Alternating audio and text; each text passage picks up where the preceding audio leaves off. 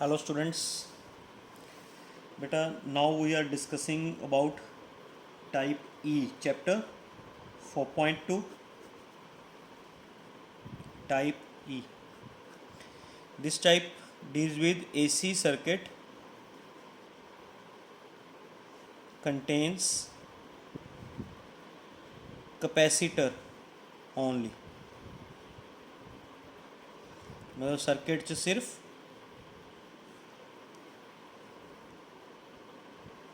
Capacitor होएगा। तो क्योंकि सर्किट च सिर्फ कैपेसिटर है तो जिहड़ा इहदा Z है वो XC ਦੇ इक्वल होएगा। Z is equal to XC ਦਾ ਫਾਰਮੂਲਾ 1/ωc, ओमेगा ਦਾ ਫਾਰਮੂਲਾ 2πν। बाकी फॉर्मूले सेम है बेटा। I is equal to E by Z, I node is equal to E node by Z, I M is equal to E M by Z, I V is equal to E V by Z. बाकी फॉर्मूले same है, बस सिर्फ Z का concept बदल गया। हुण जिहड़ा जेड है that is equal to X C. ठीक है।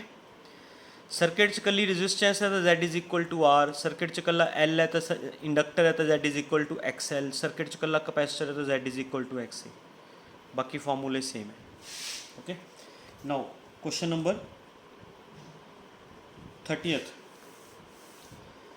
अ capacitor has a reactance, capacitor का रिएक्टेंस दिता है बेटा 100 ओम एट 50 हर्ट्ज। 50 हर्ट्ज होगी frequency. What will be its reactance at 125 hertz. इहदा रिएक्टेंस कितना होएगा एट फ्रीक्वेंसी 125 हर्ट्ज। ठीक है। तो बेटा reactance the formula 1/ωc, 1/2π/µc। तो रिएक्टेंस द फ्रीक्वेंसी ना रिलेशन इनवर्स हो गया। That means X C dash upon X C, nu upon nu dash, है ना।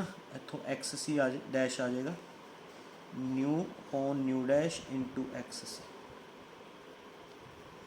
न्यू किन्ना बेटा 50, न्यू डैश 125, एक्स सी किन्ना 100। सॉल्व करके आंसर आ जाएगा बेटा। This is your question number 30th। Question number 31। A capacitor of capacitance, capacitor की capacitance दी हुई है 10 माइक्रोफैरड। माइक्रो च होंदे ने 10⁻⁻⁶। इन्नी कैपेसिटी है बेटा। Is connected to an oscillator giving an output voltage E is equal to 10 sin ωt। मतलब अगर असी EMF नू EMF की इक्वेशन नाल कंपेयर करिए तो E नोड की वैल्यू आ गई 10 वोल्ट। ठीक है। If omega is equal to, omega given है 10 radians per second. Find the peak current and instantaneous current. Peak current find out करना बेटा। एक तो find the peak current, peak current मतलब आई नोड। एंड दूसरा असी की फाइंड आउट करना बेटा, question 31। Find the peak current and instantaneous current. Instantaneous current भी फाइंड आउट करना है, क्वेश्चन इंपॉर्टेंट है। पीक करंट फाइंड आउट करना है। चलो पीक करंट तो फाइंड आउट करना ईजी है because I node is equal to E node by Z, है ना। जेड किस दे इक्वल होएगा X C, because circuit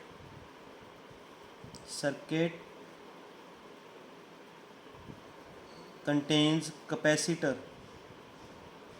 only, तो Z is equal to X C. X सी किस दे इक्वल होंदा बेटा 1/ωc। ओमेगा सी ऊपर चला जाएगा,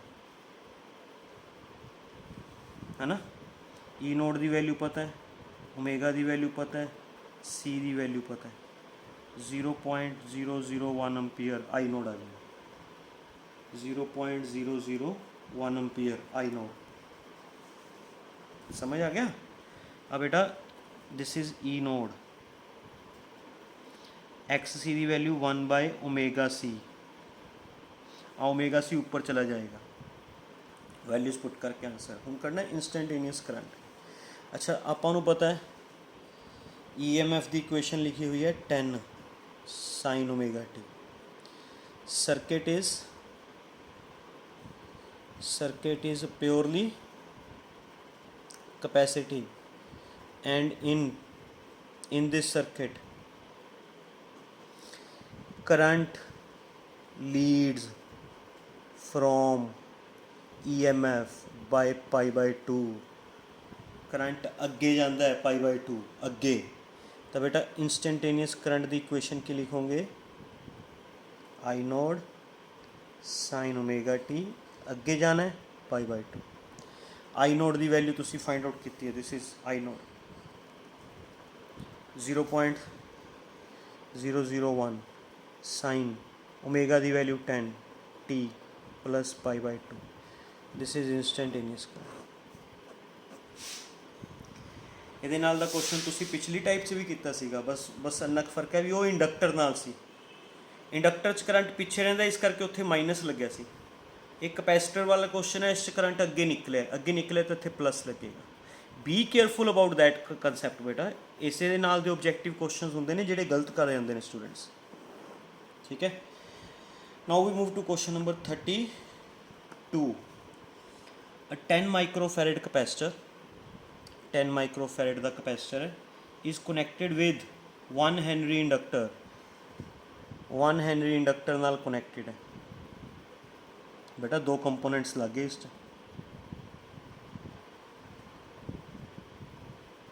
एक कैपेसिटर एक इंडक्टर, लाइक दिस,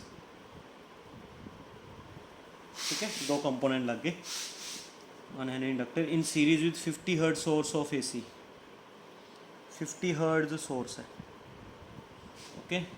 सोर्स नाल कनैक्टेड है, सोर्स की सिर्फ फ्रीक्वेंसी दी हुई है 50 hertz, okay. Calculate the impedance of this combination, इसका इंपीडेंस करना है। इंपीडेंस बेटा Z का वैसे तो फार्मूला होंगे R² plus XL minus XC का होल स्केयर का रूट। सर्किट के L एंड C है, R नहीं है ना, R नहीं है तो R नू 0 करके Z का फार्मूला बनता है XL माइनस XC। XL का फार्मूला ω/L, XC का फार्मूला 1/ω/c, है ना बेटा। तो आप एवें कर लो, XL अलग कढ़ लो, इनू सॉल्व कर लो, XC अलग सॉल्व कर लो, फिर दोनों माइनस कर लो, Z आ जाएगा। क्वेश्चन नंबर 33 समझ गए, Z आ जाएगा। A 3 microfarad capacitor, 3 microfarad capacitor is connected to 220 volt. एक कैपेसिटर है बेटा, सोर्स नाल कनैक्टेड है, 220 वोल्ट 50 हर्ट्ज, ठीक है। तो 220 वोल्ट होगी EV, फ्रीक्वेंसी होगी 50 hertz, okay. Calculate the RMS value of current, okay. IV find out करना है,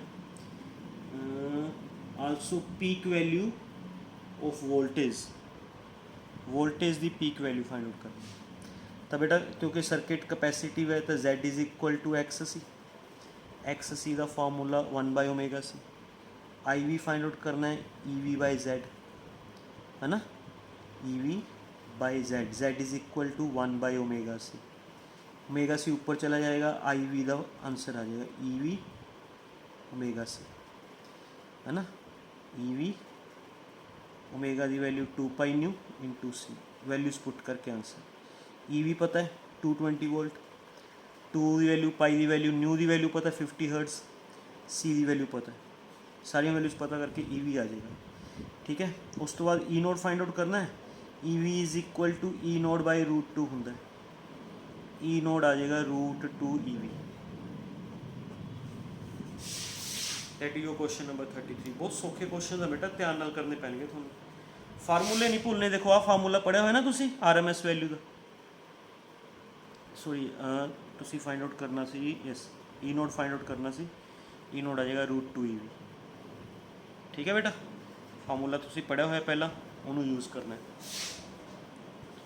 फार्मूले सेम ही हैं, फार्मूले ज़्यादा नहीं हैगे, बस ये देखा करो भी सर्किट च लग्या की होया। ठीक है, so this is your question number 33।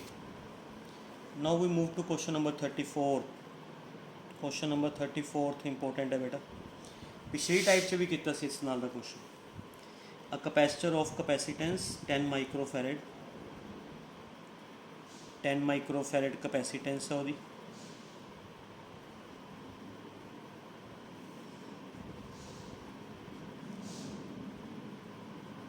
Okay, is connected to an AC source of EMF दी हुई है 220 sin 100 पाई टी। इसनों अगर असी EMF की इक्वेशन नाल कंपेयर करिए तो बेटा ई नोड की वैल्यू आ जाएगी 220 एंड ओमेगा 100 पाई। सर्किट च कला कैपेसिटर है तो Z is equal to XC 1/ω/C value put करके असी फाइंड कर सकते, Z फाइंड आउट कर सकते। ठीक है, write the equation of instantaneous current. Instantaneous current find out करना, वो इक्वेशन लिखनी है बेटा। Circuit is purely capacitive in which current leads from EMF by pi/2। Current की इक्वेशन की लिखी होगी I is equal to I node sine omega t, क्योंकि करंट लीड कर रहा है, लीड प्लस कितना एंगल लीड कर रहा है pi/2। I node is equal to E node bye Z, omega 100 pi plus pi/2। Z is equal to E node की value तो पता ही है, Z is equal to 1/ω/C।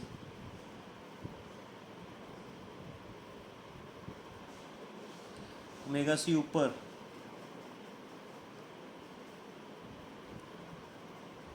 इन्हां च वैल्यूज़ पुट करके करंट की इक्वेशन आ जाएगी।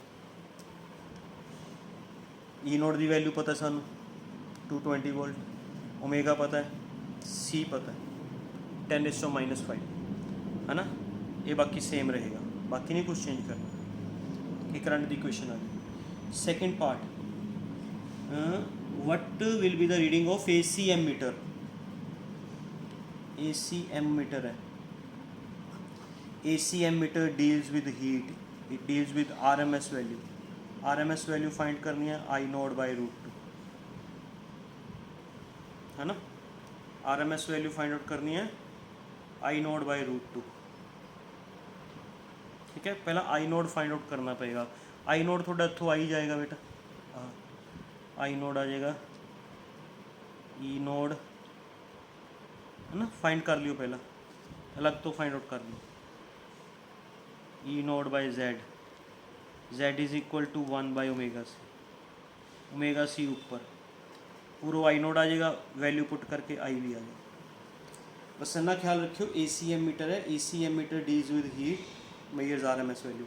अगर यही AC एमीटर की अगर DC एमीटर होंगे, DC एमीटर, अगर बेटा यही DC एमीटर होंगे, DC एमीटर, मैं तुहानू नोट पा दिना ध्यान नाल। अगर AC एमीटर की जगह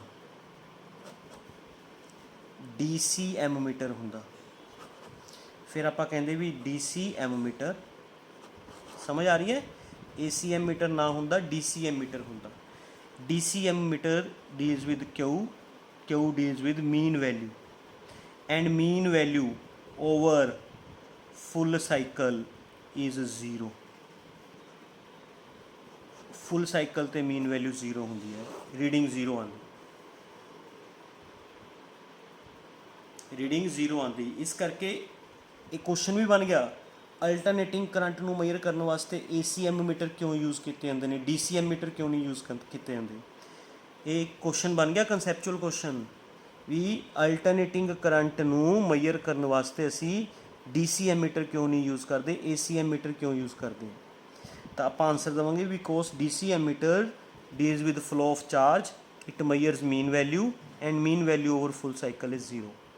बेटा हाफ साइकिल तो थोड़ी वैल्यू कढ़नगे, हमेशा वो वैल्यू किस कढ़नगे, फुल साइकिल तो। एंड फुल साइकिल तो मीन वैल्यू कितनी आती होंगी है, 0 आती होंगी। अगर असी अल्टरनेटिंग करंट मेजर करने वास्ते DCM मीटर लगावांगे तो आंसर 0 आएगा। वाई 0 आएगा, क्योंकि DCM meters measures the value of charge, it measures mean value full cycle तो 0 होंगी। इस करके असी की यूज़ करते हैं ACM meter. Why because ACM meter works due to the production of heat, it measures RMS value full cycle तो 0 नहीं होगी। समझ गए। This is your question number 34। Now we move to question number 35। समझ आ गया बेटा, मैं जो कंसैप्ट दस्या ਜਿਹੜੇ DCM मीटर होंगे ने वो डील करते, मैं ਤੁਹਾਨੂੰ ਇੱਥੇ पूरा समझाया तो सीगा कंसैप्ट, पूरा समझाया सीगा पिछली टाइप च। ये याद रखो बेटा, बस आह वाला कंसैप्ट समझाया सी ना भी ਜਿਹੜੇ DCM ਮੀਟਰ ਹੁੰਦੇ ਨੇ ਉਹ ਚਾਰਜ ਤੇ ਫਲੋ ਆਫ ਚਾਰਜ ਤੇ ਵਰਕ ਕਰਦੇ ਨੇ ਵੀ ਕਿੰਨਾ ਚਾਰਜ ਫਲੋ ਹੋਇਆ। ਫਲੋ ਆਫ ਚਾਰਜ ਨਾਲ ਕਿਹੜੀ ਵੈਲਿਊ ਡੀਲ ਕਰਦੀ ਹੁੰਦੀ, ਮੀਨ ਵੈਲਿਊ। ਐਂਡ ਮੀਨ ਵੈਲਿਊ ਸਾਨੂੰ ਪਤਾ ਹੈ ਓਵਰ ਫੁੱਲ ਸਾਈਕਲ ਮੀਨ ਵੈਲਿਊ 0 ਹੁੰਦੀ ਹੈ। ਇਸ ਕਰਕੇ DCM ਮੀਟਰ ਨਾਲ ਅਸੀਂ AC ਮੇਜਰ ਨਹੀਂ ਕਰ ਸਕਦੇ। For measuring AC we use ACM meter. ACM meter works on the production of heat ਨਾਲ ਕਿਹੜੀ ਵੈਲਿਊ ਡੀਲ ਕਰਦੀ ਹੈ, RMS ਵੈਲਿਊ। ਤਾਂ ACM ਮੀਟਰ ਸਾਨੂੰ ਇਹ ਮੇਜਰ ਕਰਕੇ ਦਿੰਦੇ ਨੇ। DCM ਮੀਟਰਸ ਦੀ ਰੀਡਿੰਗ ਫੁੱਲ ਸਾਈਕਲ ਤੇ 0 ਆਏਗੀ। ਅਸੀਂ DCM ਮੀਟਰ ਨਾਲ ਅਲਟਰਨੇਟਿੰਗ ਕਰੰਟ ਮੇਜਰ ਨਹੀਂ ਕਰ ਸਕਦੇ। Okay, question number 35। A current of 30 milliampere is taken by 4 microfarad capacitor connected across an alternating current line having frequency 500 Hz। Okay, एक capacitor है बेटा, अल्टरनेटिंग लाइन नाल कनेक्टेड है, इसकी थोनों फ्रीकुएंसी दी हुई है 500 Hz एंड इस चो करंट दिता है, करंट कितना करंट दिता है 30 मिलीएम्पीयर। सर्किट जो करंट होएगा that is IV 30 milliampere, 30 into 10⁻³ 0.03 ampere. 4 microfarad capacitor है, 4 इंटू 10⁻6 फैरड की कैपेसिटेंस होगी। Calculate the reactance of the capacitor end voltage across the capacitor. एक तो इसका रिएक्टेंस फाइंड आउट करना है,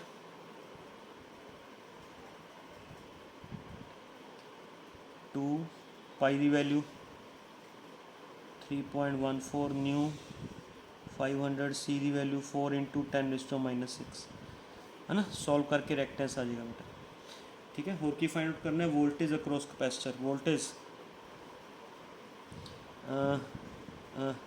IV EV by Z, EV IV into Z, Z की value XC multiply करके आंसर, ठीक है। क्वेश्चन नंबर 36 क्वेश्चन बेटा 30 माइक्रोफैरड कैपेसिटर, बहुत सौखे क्वेश्चन हैं। Is connected to 220 volt 50 hertz source. 220 volt 50 hertz source मतलब ये अपन होगी EV, दिस इज होगी frequency. Find capacitive reactance find कर लियो वैल्यू पुट करके। RMS current IV EV by Z, Z किस दे इक्वल है XC दे, फाइंड आउट हो गया। और की फाइंड आउट करना है RMS current, peak current I node find out करना है। IV is equal to I node by √2, तो I नोड आ जाएगा √2 IV आ गया। और अपन ने फाइंड करना है इम्पीडेंस Z किस दे इक्वल XC। 4 पार्ट सीगे, चारे पार्ट। रिएक्टेंस करना सी कर लिया, IV फाइंड करना सी EV बाय Z, EV सानू पता है ना। I नोड फाइंड करना सी √2 EV IV, Z impedance find out करना सी क्योंकि सर्किट कला कैपेसिटिव है, circuit contains only capacitor, so Z is equal to XC and this is your type ई टाइप होगी बेटा थोड़ी, ठीक है। हुण तक आपां ਉਹ वाली टाइप्स कर चुके हैं बेटा जिस च कला R है, कला L है, कला C है ना। This your type C D E। Next type F च R L आएगा, फिर G टाइप च R C आएगा है ना, फिर L C आएगा है ना, फिर R L C आएगा। एवें अपने को अगे अगे टाइप्स वधी जाएंगी, फिर रेजोनेंस आएगा है ना, काफ़ी कुछ है बेटा। Okay, be careful, thank you very much.